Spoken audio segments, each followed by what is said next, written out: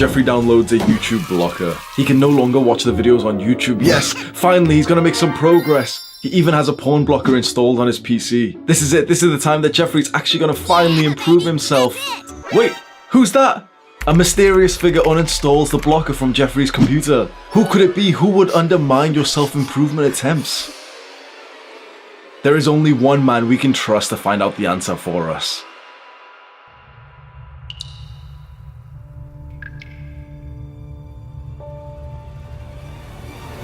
Adonis. How dare you sacrifice young Jeffrey's attempts to improve himself? The mysterious figure tries to run away, but he's no match for Adonis, the fastest man on the planet. Adonis sweeps him to the floor and holds him there in a Kimura. He slowly pulls the mask off our perpetrator. Mark Zuckerberg? So it was Zuck all along, ruining Jeffrey's efforts to improve himself. Mystery solved. Well done, Adonis. The first habit that helped me get my life together was weightlifting. This was like the first productive thing I ever did in my life, age 17. And if you've been into lifting or calisthenics recently, you'll know that this is the case when it's like the first good habit that you do. It really is like the cornerstone that gets you to do other good things. I started weightlifting at age 17 looking like this, 115, 120 pounds. I was so skinny. My wrists and my forearms were skinnier than my sister's. Weightlifting was a beautiful, crucial thing for me. I remember that this is extremely valuable to say. It gave me hope. It gave me optimism. I saw the path ahead of me. Okay, I've started weightlifting. As long as I never quit, I'll build like my dream physique. I felt like that was a guarantee. And so it got me, perhaps for one of the first times in my life, to look forward to the future, to think that I can do something today that will make my future better, because I never really understood the concept of working hard in school or anywhere else. It was weightlifting that really started my life. Then the second habit that helped me get my life together was learning. So at age 21, I took an online course which is completely free, and it's called The Science of Wellbeing. It was going kind of viral at that time, and I saw some people talk about it on Reddit, and so I took the course. It's online, it's free, you can literally just Google The Science of Wellbeing. It's kind of like an online course where you just kind of sit there, you open up the browser, and it's almost like YouTube videos where you just let the video play, but it's extremely educational. And so for the first time in my life, I was actually learning.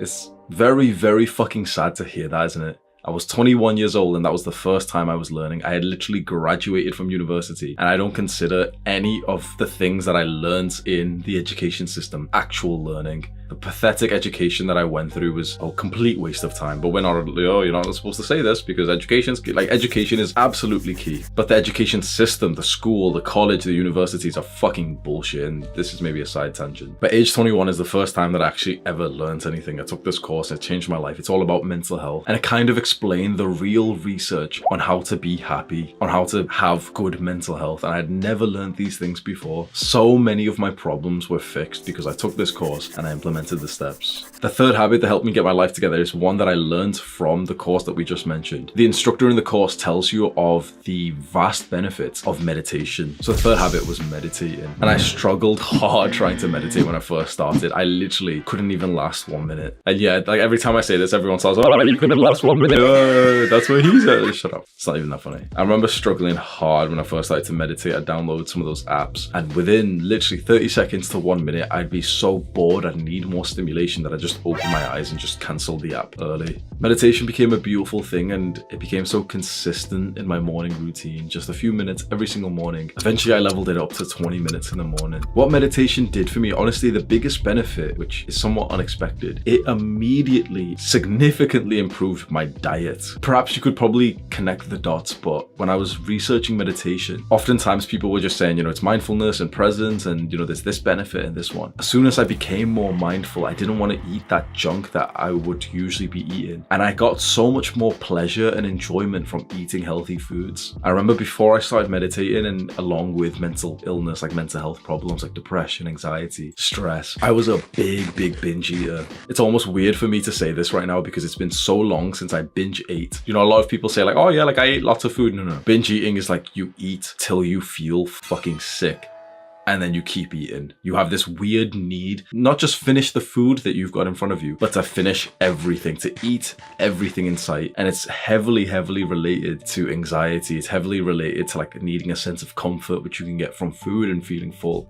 It's kind of dark actually, but I remember there was a guy I coached. I used to do like one-on-one coaching. I don't do it anymore, but there was a guy I coached who was sexually abused as a child, and he was overweight, like he was obese. But you know, that was the thing that I was trying to help him with. And I remember once he just said something that really almost, it broke my heart, but he explained so much. We were trying to get, you know, really explain logically, okay, like, why do you eat so much? Well, like, you know, he would eat till he was so fucking sick and agitated with himself. And I had known about what had happened to him as a child. And just once he just connected the dots and he said like, well, when I eat that much and I'm so full, I feel so like disgusting, that it kind of feels like a way to protect myself from further sexual abuse. Trauma and abuse and things that mess up your mental health can truly make you do some like really crazy self-detrimental things, like binge eating, like drug abuse, like self-harming.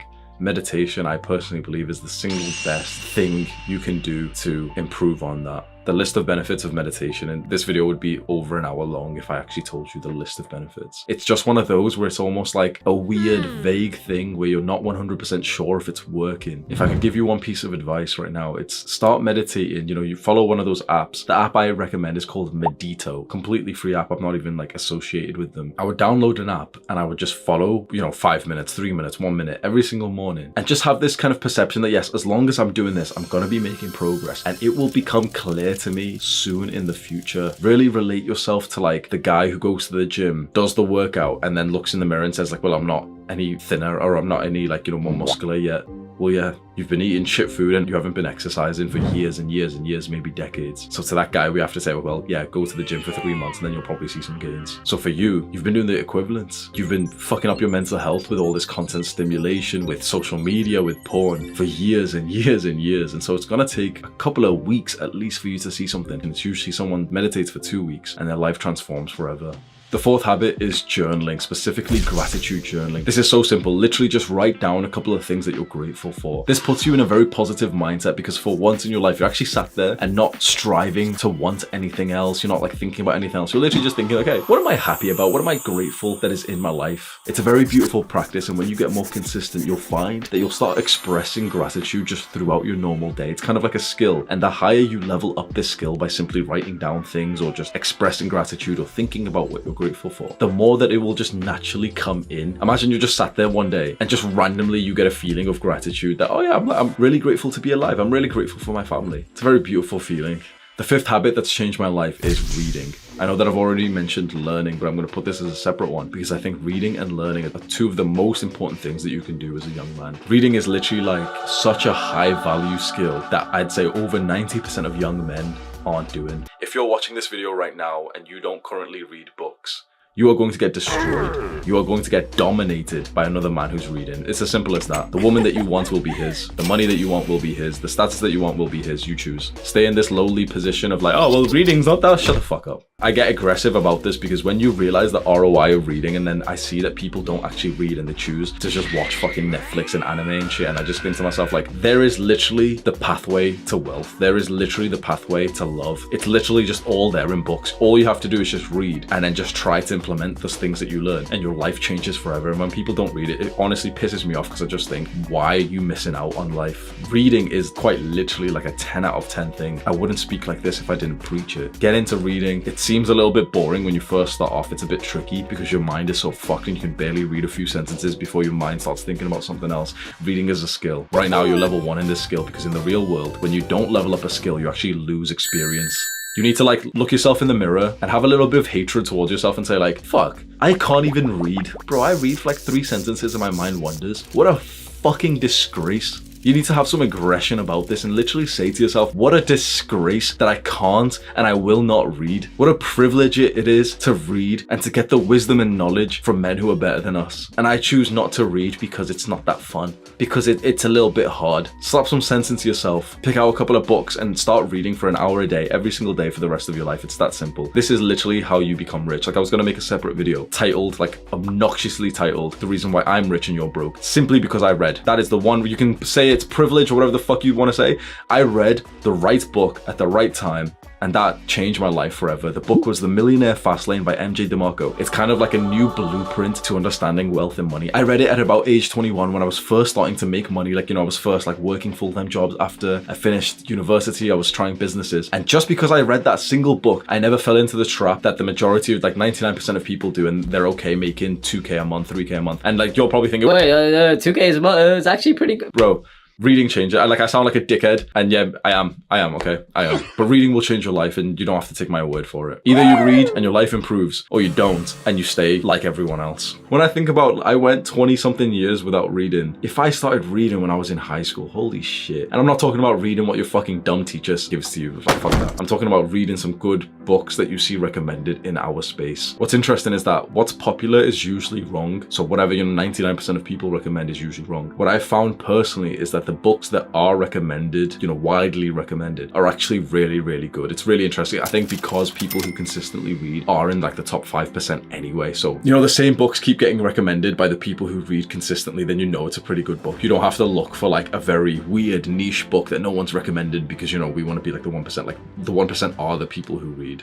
I hope that makes sense. The sixth habit that helped me get my life together is very interesting. It's failing. I got into the habit of failing, of trying things and failing them. There's a video of mine which is getting a lot of views right now, and it's titled, I Am a Failure. It's kind of like a epic montage edit, like, with music and hype and everything. And I describe the process of actually becoming successful. It's constantly just trying and failing and being okay with that failure and then learning from it and then trying again. I think my generation especially has a problem with this. I see perfectionism is like through the roof. It's kind of a weird term, perfectionism, because it almost seems like a positive thing. Perfectionism is for pussies. Like if you're a perfectionist, you have to be a coward, you have to be a pussy. I'd say most of my generation is so deathly afraid of failure, and if you're afraid of failure, you will never become a success. And finally, the seventh habit, one that you can probably guess, is uploading content. I realized about 2 years ago that social media is the single greatest opportunity of our generation. This is our generation's gold rush. Uploading content consistently led me to where I am today. At first, I was doing it just for the sake of like entrepreneurship and making money online. And slowly and surely, when an audience started building up and I got way more purposeful and more driven and more focused, it became more like a movement, a revolution